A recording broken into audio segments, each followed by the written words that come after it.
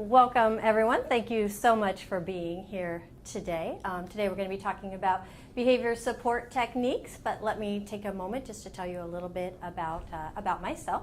I actually have my bachelor's in social work with a minor in child psychology, as well as an associate's degree in early childhood education. I bring with me a little over 30 years of experience as a child and youth development specialist. So I've worked with all age groups, infants through 22-year-olds. And I've also worked just about every single position within programs. So I've been a teacher, directly included in the ratio. I've been an assistant director, I've been a director, I've been a teacher, and I've also been a supervisor of multiple programs. And I supervised 4 after-school programs for teens with disabilities for a number of years.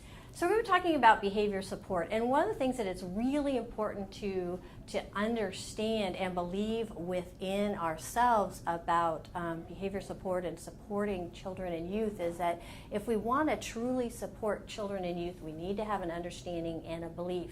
So if we want to look up at the screen now, we have an understanding and we have a belief, and again, it needs to be much more than just words that you're looking at. So for the understanding, we need to really understand that we can't control the children and youth that we're working with.